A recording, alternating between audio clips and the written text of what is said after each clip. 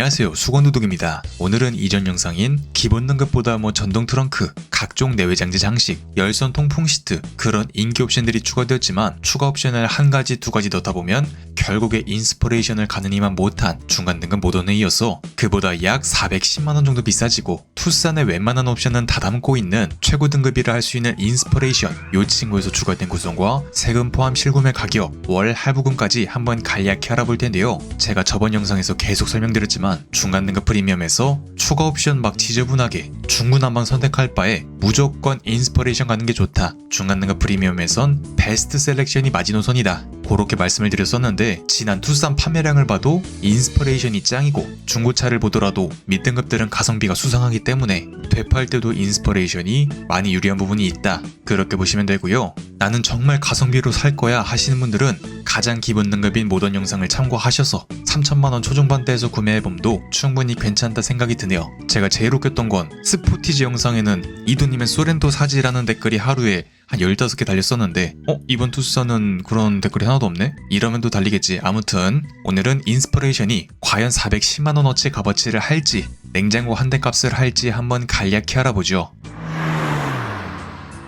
첫 번째는 기존 차량과 보행자, 자전거까지만 인지하던 전방 충돌 방지 보조가 이제 내가 좌회전할 때 맞은편에서 오는 교차로 대항차와 정면 대항차까지 인지, 내가 주행할 때는 후측방 차량을 경고만, 하지만 출차할 때는 경고 후 제동까지, 내가 후진할 때 좌우에서 오는 차량을 경고 후 마찬가지로 제동까지 도와주는 보조, 현대기아차 옵션에서 보조는 경고 후 제동이나 제어까지, 요렇게 경고는 그냥 경고까지만 해준다. 그리고 기존 일반 크루즈가 스마트 크루즈로 바뀌면서 앞 차량과 거리를 조절하면서 고속도로 막히는 길에서도 가다서다 하고 시내에서도 나름 쏠쏠한 그런 친구라 보시면 되고요. 중간 등급 프리미엄부터 내비게이션이 기본이기 때문에 내비게이션 기반 스마트 크루즈, 차로 중앙을 조금 더 잘 지키면서 달리는 고속도로 주행 보조까지, 그리고 후속 승계 관림이 레이더를 사용하는 어드밴스드로 바뀌면서 이제 모기새끼 그런 건 인지하지 않는다. 그리고 기존 요렇게 생겼던 하얀색 MFR 타입 LED 헤드램프에서, 그러니까 반사판을 사용하는 친구에서 디자인도 조금 더 깔끔해지고 조금 더 먼 거리를 비춰주는 프로젝션 타입으로, 그리고 테일램프가 기존 벌브형, 그러니까 여기 4개만 딱 들어오는 불쌍한 전구형에서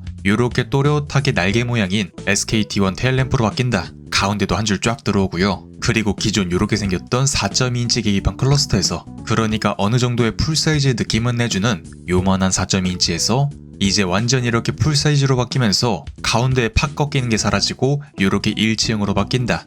이게 안 들어가도 나름 일체형 느낌이 나긴 하는데 아무튼. 그리고 실내 무드등인 앰비언트 무드램프, 위급 차량들처럼 여기 이렇게 진하게 한 줄 쫙 들어온 게 아니라 캐스퍼나 QM6처럼 불쌍하게 요렇게 간접등이 들어온다. 멋이 좀 덜하다. 그리고 메탈 페달과 메탈 도어 스커프, 기존 인조가죽에서 천연가죽 시트로 바뀌면서 깜장색과 네이비 두 가지 중에서 선택할 수 있었던 밑등급들과 달리 인스퍼레이션은 요 두 가지에 더해 브라운이나 요 상단 대시보드나 핸들이 초록색으로 변태같이 바뀐 3톤, 그러니까 깜장, 그레이, 녹색 요렇게 짬뽕이 된 현대기아차 최초 완전 변태같은 인테리어가 완성된다. 요거는 취향에 맞춰 선택하시면 되고요. 만약에 나는 청바지 매니아가 아니고 주로 혼자 타, 조수석까지만 타 하시는 분들은 그레이가 만족도가 상당히 높은 그냥 무난한 거 원하시면 브라운으로 가시면 되고요. 운전석에 메모리 시트와 전동 시트, 허리 받침대는 가장 기본 등급 붙어 있었다. 그리고 동승석에도 전동 시트와 워크인 디바이스가 들어가면서 옆구리 버튼으로 조절할 수 있다.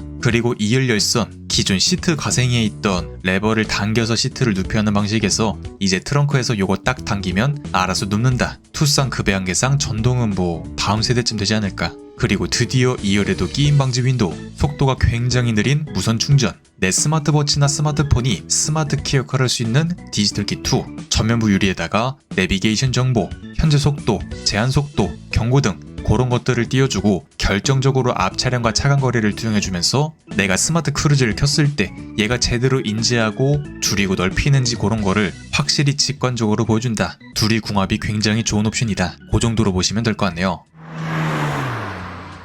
옵션을 총평해보자면 이 옵션을 다 합쳤을 때 410만원 주고 선택할 가치가 있어? 요렇게 물어보신다면 그렇게 이득인 것 같지도 않고 그렇게 손해인 것 같지도 않고 근데 일단 남들이 많이 사는 구성이잖아. 풀옵션이잖아. 요런 심리 때문에 요 인스퍼레이션이 인기가 많은 것 같은데 처음에 설명드렸듯 중간 등급에서 추가 옵션 구성 요상하게 선택할 바에 인스퍼레이션이 무조건 좋긴 하지만 기본 등급에서 필요한 것만 넣고 선택해도 값어치는 충분한 투싼이다. 차값이 거의 700만원, 800만원 그렇게 차이 나니까요. 아무튼 밑등급들에선 선택도 할 수 없고 인스퍼레이션에 와야지만 적용되는 옵션은 메탈 페달과 메탈 도어 스커프, 천연가죽 시트, 2열의 끼임 방지 윈도우가 들어가면서 약간의 패밀리카력을 올려줬고 결정적으로 헤드업 디스플레이를 넣어주면서 요거 필요한 사람은 무조건 인스퍼레이션에 와야 되는 그런 불편함이 생겼다. 대부분의 다른 차량들은 옵션만 선택하면 기본 등급에서도 요거를 선택할 수 있게 해놨는데 요즘 좀 인기가 있고 잘 팔리니까 이런 또 옵션지를 해놨는데요. 인스퍼레이션 1인 구동의 기본 차값은 하이브리드 할인과 세금 포함 약 4,070만원, 4륜 구동은 여기에다가 약 240만원 정도 비싸진 4,310만원 그 정도로 보시면 되고 요거는 본인의 상황에 맞춰 여러 장단점이 있지만 나중에 되팔 때도 어느 정도 값어치는 있는 친구니까 상황에 맞춰 선택하시면 되겠죠. 이제 인스퍼레이션에서 선택할 수 있는 추가 옵션도 바로 한번 알아보죠.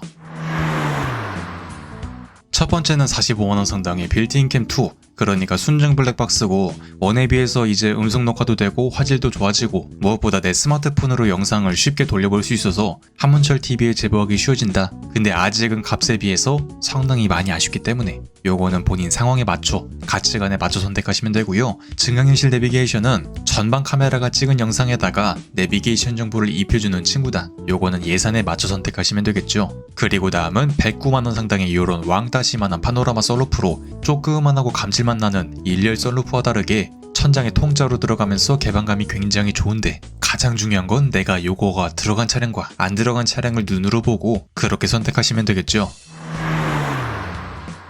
그리고 다음은 113만원 상당의 파킹 어시스트로 이렇게 바보같은 스마트키로 차량을 앞뒤로 넣었다 뺐다 할 수 있는 원격 스마트 주차 보조, 후측방 모니터, 요 뒤에 휠을 보여줘서 연석에 긁는 것도 방지해주고요. 서라운드 모니터, 후방 주차 충돌 방지 보조, 기존 전방과 후방에만 있었던 주차 센서가 이젠 측방에도 이렇게 들어가는데 체감도 굉장히 크고 잔존 가치도 있고 하지만 옵션 값이 좀 비싸고 요거 역시 본인의 상황에 맞춰 선택하시면 되겠죠. 야, 난 주차를 잘해서 서라운드 모니터 하등 필요 없어 하는 양반도 요거 있는 차량 타니까 다음 차 고를 때 요거 없는 차는 쳐다도 보지 않더라. 그리고 다음은 59만원 상당의 보스 프리미엄 사운드로 기존 6개의 일반 스피커가 2개 늘어난 8개의 보스로 바뀌는데 위급 차량들처럼 개수가 막 더블로 올라가 이런 건 절대 아니고 그냥 가격에 딱 맞는 정도의 사운드 업그레이드 그렇게 보시면 될 것 같네요.